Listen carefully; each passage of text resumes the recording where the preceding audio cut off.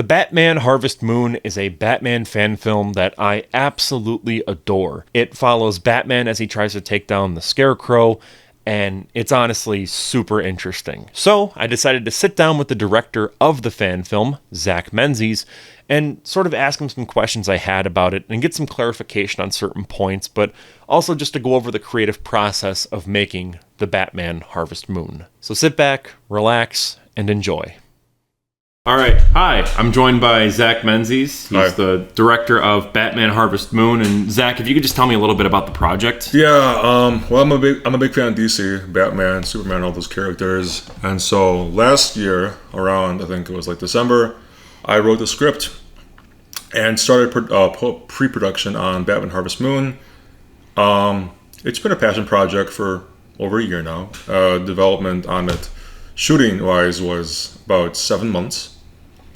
And it was a great time. I had a great time with a bunch of friends I made along the way, and it was a very nice experience. Could you tell me a little bit about the plot? What's it about? Yeah, about a year after the events of The Batman, the movie, with Robert Pattinson, Batman's still engaging on his crusade on crime in Gotham City when a new criminal known as the Scarecrow starts killing people. And so Batman makes a discovery at a gruesome crime scene where he discovers that the Scarecrow is involved in all this. And then that leads him on the track. He's got to beat up some bad guys, do some Batman stuff, do some detective work, and bring this foe to justice before he causes any more chaos in Gotham City. How did the story kind of come to fruition in terms of pre-production? So getting everyone that you needed, tell me the story of assembling everyone. Well, I met our executive producer and co-director, Josh Treisenberg, on a film shoot. My friend brought me to his film shoot in Chicago, where I met Josh. And I remember Josh was wearing a Superman shirt, and I was like, hey, cool shirt. And then we started talking, and we hit it off, and we became good friends. And him and I realized that we had a shared love and passion for DC, Marvel, and just superheroes and that kind of stuff in general. So I told him about my script, and then he said, dude, we should make that happen. Yeah. And I was like, okay, let's do it. Thanks. So we did. And he was a major part. He helped out with getting locations and stuff. Most of the filming was in Chicago, which is, I explained that in my behind the scenes video. That's cool because a lot of the filming for the real Batman movies was also in Chicago, like The Dark Knight and etc. Yeah. So it was really cool to film there. Were there any specific inspirations or references that you took from comics, previous movies, media that influenced the overall aesthetic of the movie, but also the story? Obviously, the Batman, because this is a sequel to Robert Pattinson's The Batman, like a unofficial fan sequel. Yeah. Beyond that, though, I'm trying to think. I guess Scarecrow is very similar to Chris Nolan's Scarecrow, played by, is it Cillian Murphy? I think Cillian Murphy. I always get that wrong. Yeah, Cillian Murphy. He did a great job. So kind of the burlap mask, although when a Scarecrow not have a burlap mask. Yeah. But yeah, we did a combination of the gas toxin. His fear toxin is built into a gas. But then we also, for one scene, did a needle thing. Okay. I guess you could reference that to Arkham Knight. Yeah. Where he has the finger things, the needles. Any comic storylines where it was one a really big one? I don't know. I never really read the comics. Okay. Don't hate me. Yeah, no, it's all good. So I know I say I'm a big fan, but then I haven't read the comics. So kind of. Gotham always has a very specific sort of style in every iteration. With Christopher Nolan's, it's more I believe that was more Pennsylvania, kind of almost Chicago, but it was filmed in Pittsburgh or whatever. Whereas the Tim Burton one is an otherworldly gothic look. So with your Gotham, what were you kind of going for? What was your atmosphere? What was your mindset? Well, every time we filmed in Chicago to get shots of Gotham City, coincidentally it rained. Okay. Every time, which really helped to capture the vibe because in the Batman it rains a lot at the time in the movie, so that really helped. And just the glisten on the concrete and the ground and the cars really helps sell the vibe of that gritty, desolate Gotham hellscape. So, well, I guess the same as Matt Reeves. We tried to nail the vibe and that tone in his movie that he set so well as best as we could with little to no budget, obviously. Yeah. And it's tough to do, on a shoestring. So, what I did in post was I added a Gaussian blur effect, Gaussian. Yeah, I think Gaussian. To the footage, only on the outline though. On the outsides, I would make a keyframe, a mask, and then I would add a Gaussian whatever blur. Yeah. And then feather the heck out of it, instead of buying priceless lens. I've looked into getting those types of lenses. They're so expensive. I wasn't about to spend the whole budget on a lens. Yeah. I was thinking about this while I was watching it. The whole time, you're imitating Matt Reeves and you're imitating Greg Fraser's cinematography, and I was wondering, what is that like as a creator when, I have to stick to the ideas and the mindset of a different creator, but it's like I want to do my own thing, but you have to stay true to another person's vision. Can I be honest? I kind of didn't like it. I like doing my own thing. Yeah. So I kind of regret having this be set in the Matt Reeves universe because I would like to do my own Batman thing aside from that. Yeah. Maybe someday in the future. I mean, I love the movie. It was a great movie, but I would like to, if I ever were to make like a sequel, right, or any future Batman projects, I do want to make a sequel to this. Well, it kind of sets up a sequel too. Yeah. And I'll keep the sequel in the Matt Reeves universe because I've already set it up. Yeah. But aside from that, maybe someday I'll do like have a original Batsuit, right, instead of just the Robert Pattinson one. Yeah, because I was thinking about that. It's like at times, and I'm not ripping on you or anything. I'm just saying it felt a lot like a tug of war at times, and it works with what you're trying to do, I think. But it felt like a tug of war of like your sort of style, because I know your style, and the Matt Reeves style, especially with like the fight scenes. With the way that you structured everything. I'm like, this feels like he really wanted to do this, but he ended up doing this, and I liked it. Don't get me wrong, but it was an interesting sort of behind the scenes look, and I wanted to see kind of what your opinion was on it. What about with cinematography, speaking specifically? What was that like? That was really just my own, I guess. Okay, yeah. If it happened to match the Batman cinematography, cool. It's a huge compliment. But for my part, when I was behind the camera filming everything, I just was kind of doing my own thing. Okay. With my own vision in mind. And we did have someone making shot lists for a few of the scenes. Right. But that was only minor. And he did a great job too, by the way. Yeah. But beyond that, for the most part, for majority of the film, I was behind camera, just getting the shots that I envisioned in my head. I never had a storyboard beyond my friend who helped out for a few shots. Yeah. Because it sounds like an interesting issue to go with. I feel like a lot of people that make like the Disney Star Wars stuff, they have to sort of adhere to the aesthetics of like George Lucas. It's a different creative. And I could tell that even with some of the more recent Star Wars ones, they want to do their own thing, and they want to, make it separate from Lucasfilm, but they have to stick to it for the fans. It's tough when you have an existing IP. Yeah. You feel the need to stick to the original source material, because if you don't, people could be mad, or you could not capture the vision you want to. But at the same time, you want to tell a story that hasn't been told before, right? Or you want to spin it in your own individual way, and it's tough to do that when you're trying to just make a sequel to the Batman. Exactly. So it's a dilemma that I've had in my mind in the past before, for sure. Yeah. Going back to pre-production, kind of jumping around a little bit. Casting, what was that like? Could you kind of go over some of that? We put a casting call on Actors in Wisconsin on Facebook, acting group on Facebook for Batman and Commissioner Gordon, and we had many applicants submit their applications and resumes, but no one was standing out.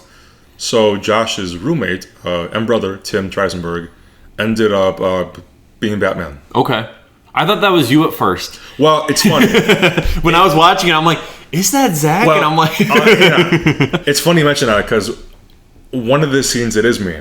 Okay. The one when he gets gassed with the fear toxin and after the fight, that was me, because Tim couldn't make it that day. Okay. And I just had to get it done. So I put the Batsuit on myself. And Interesting. Just did it myself. And the voice throughout the whole film is me. Oh, that is you. Yeah. That's what was probably throwing me off, because I'm like, I know his voice. That sounds like your voice. Yeah. Tim's a great Batman. Yeah. But no offense to him, he did a great job. The voice really wasn't what we were going for with his take on it. Yeah. Interesting. So I did the voice myself, and I dubbed it over on him. It's kind of like, Darth Vader. There's David Prowse and there's James Earl Jones. Yeah, exactly. One guy's the body, one guy's the voice. Yeah. It's like that. Yeah. And I mean, the actor that played Commissioner James Gordon was fantastic. Yeah, could you go over sort of working with him and what that was like? He's a great guy. He's a great guy. And his name is James Gordon. I saw that in the comments. I'm like, I didn't know what that was referring to until I saw the credits. James Gordon plays James Gordon. Yeah. I love that guy so much. He's a great guy. He's funny. He tells stories for days.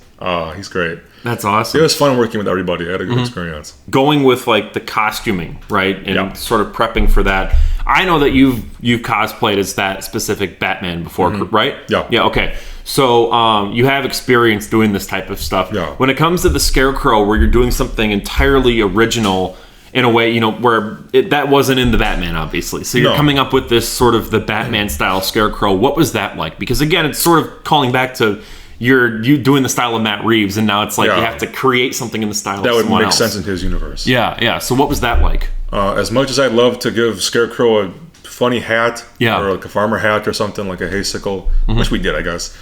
Really, the vision he went with for his costume and the end product really wasn't my vision. Okay. That was more Josh's. Okay. I wanted him to have a different mask. I had bought one on Etsy that it was pretty good. Yeah. But Josh didn't like it, so he ended up sewing the burlap mask himself. Oh wow. And then I wanted Scarecrow to have like a military tactical kind of vest underneath a lawn brown trench coat. Yeah. The military vest didn't happen just because Josh didn't want it. So I respected that. Yeah. Yeah. We're co-directors, so we got to share. Yeah, of course. Obviously. Yeah. With fan films, there's a lot of passion and dedication. But what were some of the biggest challenges that you faced while either in pre-production, filming, or post-production, just in general? Post-production, the Batman fan film would have dropped like 5 months earlier, but my laptop died. Okay. So I went to Geek Squad, I went to Best Buy, they couldn't help me. I went to the Apple Store, they couldn't help me. So that really delayed everything. Yeah. And on top of that, I lost the original footage, and I thought, oh shoot, did I just lose the freaking movie? Yeah. And for a while, I was pretty anxious and scared. Like, oh no, what did I just do? I had all the scenes and original raw footage in a hard drive. Okay. And thank God I did that. Right, yeah. Because that saved the movie. I feel like every filmmaker goes through that where they have that, I need to start backing stuff up. Luckily I did. Because without that, we would have lost it. So right, yeah. It would have been lost media. Yeah, literally. Yeah. So music and sound design. Again, you're recreating that Matt Reeves sort of aesthetic. Yeah. What was that like with doing the music and sound design? I made the majority of the music myself. I use GarageBand because it's free. Yeah. And I just plug it into my keyboard and play the chords myself. Yeah. I learned the music for the Batman on piano. But I really didn't do it exactly how the sheet music said, because I can't read sheet music. I know nothing about music theory. Right, yeah. The score is beautiful and brilliant. Yeah. But I used the chords, but I made my own spin with it. I made it my own way. What in your mind was sort of like that? Was it this sound? Was it instinctual? Was that kind of like your driving motivation for certain decisions that you made? Yeah, I would say so. Like, when you have a fight, you want the music to like amp up more and more until you get the big reveal that, oh no, Batman's behind that goon. He's gonna beat him up. And kind of a controversial move that I think you guys went with on this project was the fight scenes and how they're quicker. It felt like almost like super speed at times. What was sort of the idea, the mindset behind that? I'm just curious. I clicked the speed and I set it to 110%.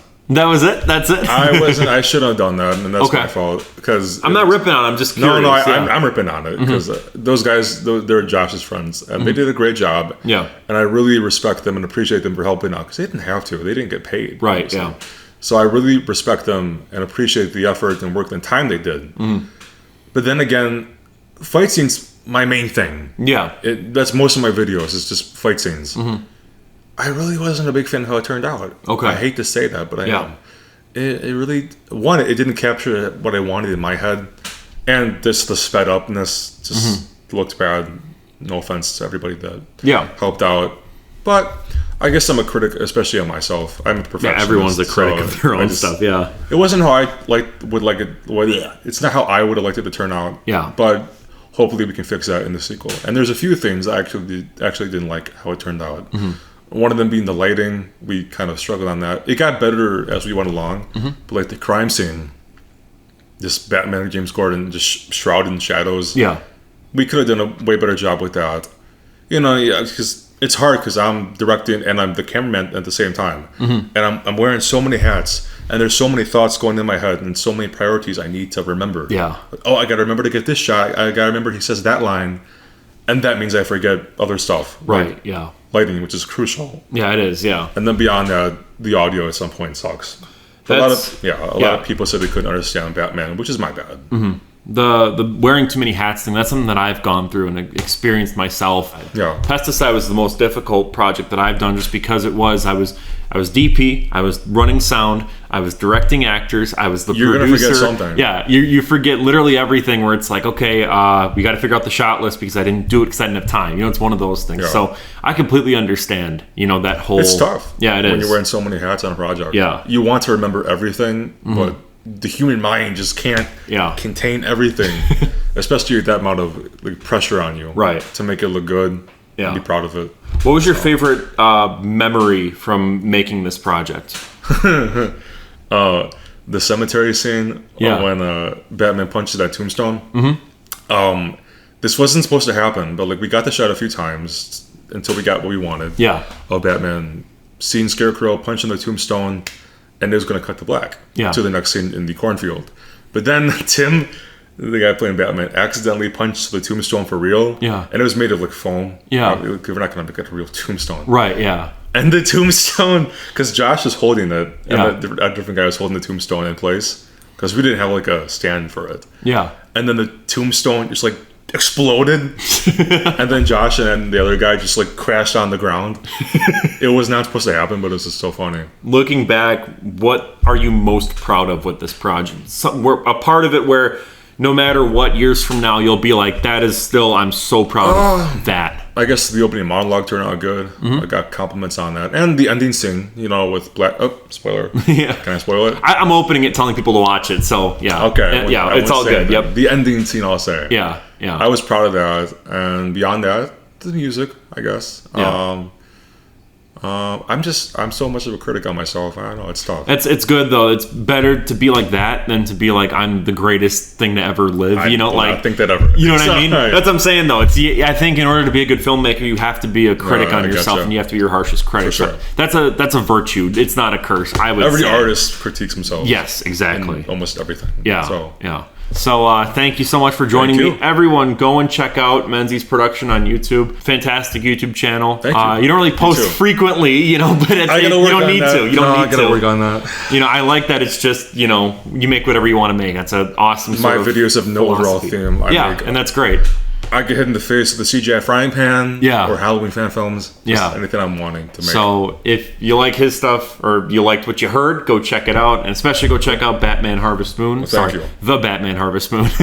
Potato, I don't care. So I just want to say thank you so much for watching. If you like seeing these sort of interview videos, let me know. We'll bring Zach back. We'll bring on more independent filmmakers. Yeah. Let me know down below in the comments. And I'll see you in the next one. Peace out. You guys.